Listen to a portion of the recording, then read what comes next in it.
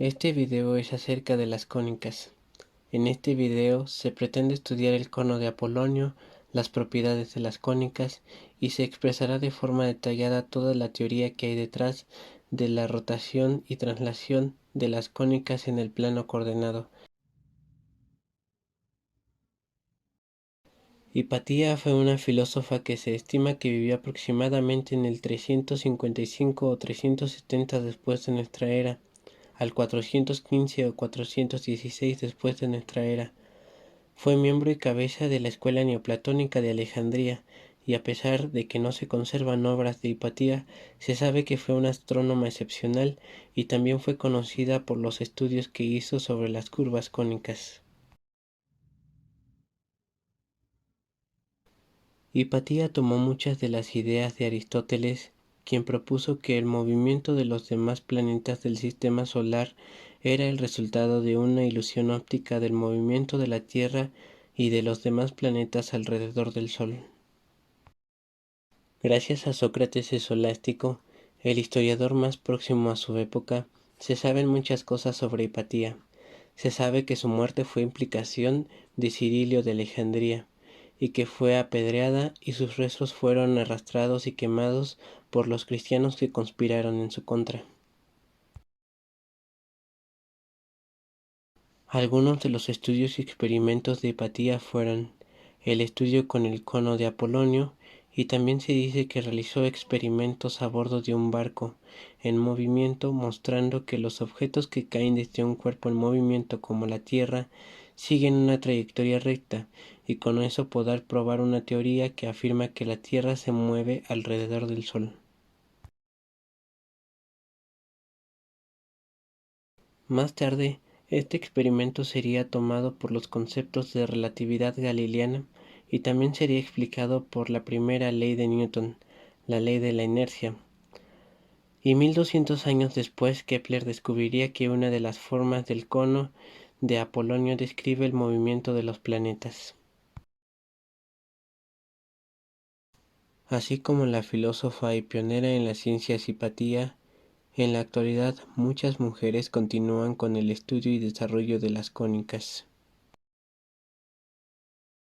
La reconocida arquitecta Zaha Hadid nació en Bagdad, Irak, el 31 de octubre de 1950, quien tristemente falleció el 31 de marzo de 2016. Ella tiene una serie de obras arquitectónicas que se basan en el uso de las cónicas como el edificio Heydar Aliyev, el estadio Al Janoub, el edificio DDP por sus siglas, el Gran Teatro de Rabat, entre muchos otros. El diseño paramétrico es un área de la arquitectura que consiste en la técnica avanzada de diseño digital que permite introducir una serie de variables o parámetros como límites especiales, volúmenes o temperaturas en un software especializado para manipularlos mediante algoritmos y así obtener diseños geométricos más complejos e innovadores. Entendiéndolo desde un punto de vista teórico, el diseño paramétrico, gracias a la aplicación de un software especializado como 3ds Max de Autodesk, establece un sistema de parámetros variables y restricciones para crear objetos versátiles, consistentes y coherentes.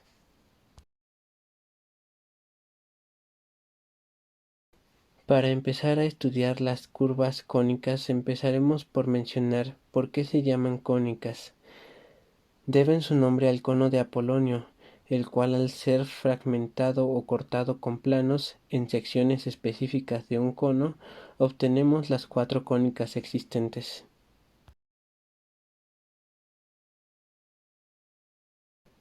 La primera cónica a analizar va a ser la circunferencia, ya que su definición es bastante sencilla. La circunferencia se define como un punto que se mueve sobre un plano de tal forma que siempre se mantiene a una misma distancia de un punto fijo en el plano.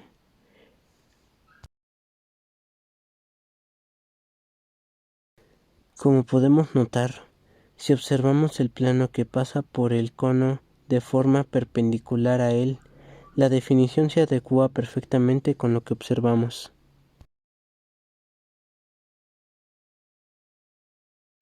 Por otro lado, sabemos que existe un teorema que afirma que si una circunferencia tiene como centro un punto de coordenadas h, k en el plano cartesiano, cuyo radio es la constante r, se tiene la ecuación x menos h al cuadrado más y menos k al cuadrado igual a r cuadrado, que describe perfectamente al círculo de forma algebraica en el plano cartesiano.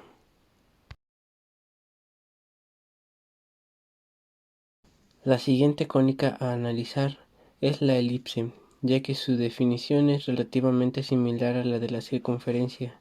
La elipse se define como el lugar geométrico que ocupa un punto que se mueve sobre un plano, de tal manera que la suma de sus distancias a dos puntos fijos al plano llamados focos es siempre igual a una constante, es decir, que nunca va a cambiar.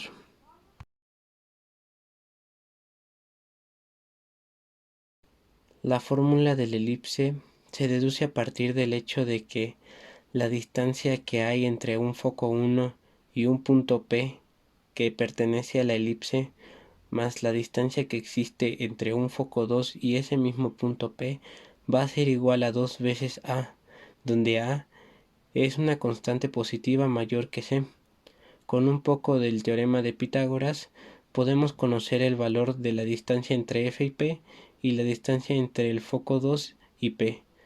Haciendo el álgebra adecuada, tenemos que la fórmula de la elipse va a ser x al cuadrado entre a cuadrado más y cuadrado entre b cuadrado igual a 1. Esta es la fórmula que describe el lugar geométrico correcto de la elipse. Es importante mencionar que dependiendo del caso en el que estemos trabajando, esta fórmula puede llegar a sufrir algunos cambios no muy relevantes. Por ejemplo, si en la ecuación los puntos focales se encuentran paralelos al eje Y, los cocientes de x y de y se invierten. Que repito, estos cambios no suelen tener algún efecto relevante en nuestro trabajo.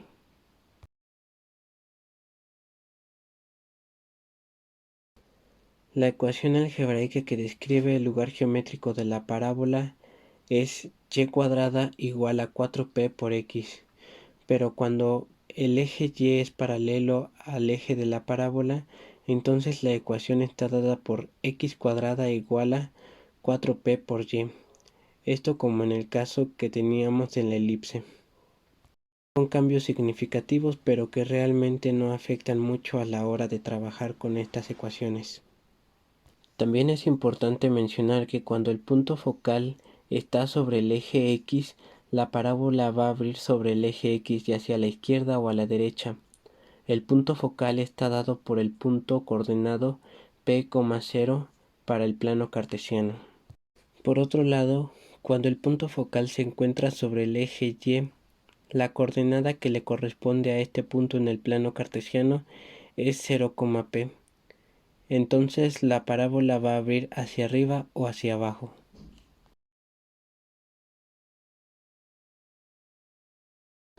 La última cónica que vamos a analizar es la hipérbola. Esta se define como el lugar geométrico que toma un punto que se mueve en un plano de tal manera que el valor absoluto de la diferencia de sus distancias a dos puntos fijos llamados focos es siempre una constante, es decir, que nunca cambia. Es una constante positiva y menor a la distancia entre los dos focos. Al igual que en las cónicas que ya hemos mencionado, existe un teorema que nos ayuda a recitar la ecuación algebraica que toma el lugar geométrico o que describe el lugar geométrico de la hipérbola. El teorema nos dice que la ecuación de la hipérbola que tiene centro en el origen y con un eje focal coincidente con el eje X, es decir, paralelo al eje X, está dada por x cuadrada entre a cuadrada menos y cuadrada entre b cuadrada igual a 1. Por otro lado, si el eje focal coincide con el eje Y, entonces la ecuación estará dada por y cuadrada entre a cuadrada menos x cuadrada entre b cuadrada igual a 1. Esto es similar a lo que vimos con la ecuación de la elipse. De igual manera, es importante mencionar, como ya lo habíamos estado mencionando en el caso de la elipse y de la parábola, la hipérbola al cambiar estas ecuaciones no tienen realmente un peso significativo a la hora de trabajar, solamente cambian algunas cosas en las condiciones.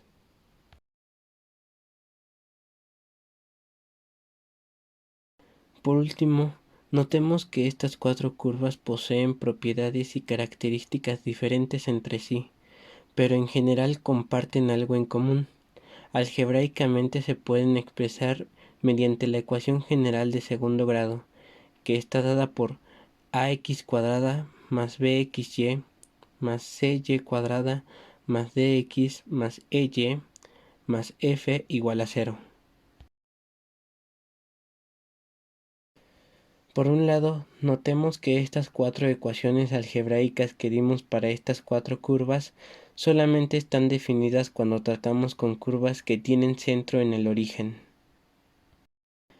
Entonces es natural notar que estas ecuaciones algebraicas no nos podrán ayudar cuando estemos enfrente de una curva, cuando esta curva se encuentre desfasada del centro de origen del plano coordenado o incluso se encuentre rotada. Entonces es aquí donde entra en juego la importancia de la ecuación general de segundo grado, ya que esta ecuación nos ayuda a representar las cuatro cónicas que son ecuaciones de segundo grado, y esta ecuación se llama ecuación general. Entonces realmente nos está ayudando a graficar o a representar, mejor dicho, algebraicamente cualquier curva de segundo grado. La ecuación general de segundo grado presenta muchas características muy útiles a la hora de operar algebraicamente. Algebraicamente hablando, podemos representar de la forma general de segundo grado a una forma canónica dependiendo la curva, utilizando estas mismas propiedades que presenta la ecuación general de segundo grado.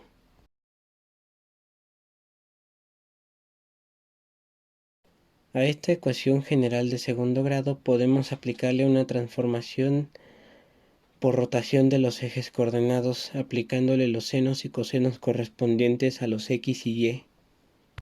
Si desarrollamos y agrupamos los términos correspondientes, entonces tendremos la siguiente ecuación.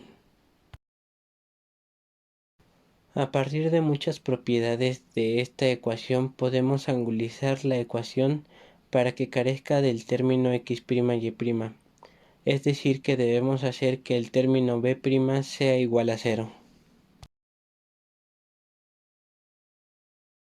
Uno de los teoremas más importantes de la ecuación general de segundo grado es que precisamente cuando b es diferente de 0, entonces la ecuación queda como a'x' cuadrada más c'y' cuadrada más d'x' más e'y' más f' igual a 0. Y además angulizamos los ejes un ángulo determinado de tal forma que la tangente de 2θ va a ser igual a b entre a menos c si a es diferente de c, y θ va a valer 45 grados si a es igual a c. Con estos resultados, ya por último, podemos calcular el coseno de 2 veces el ángulo, que va a ser igual a 1 entre la raíz de la tangente de 2θ al cuadrado más 1, que ya habíamos obtenido por el teorema anterior, y con esto podemos calcular el coseno y el seno, siendo el seno la raíz de 1 menos el coseno de 2θ entre 2, y el coseno sería igual a 1 más el coseno de 2θ entre 2.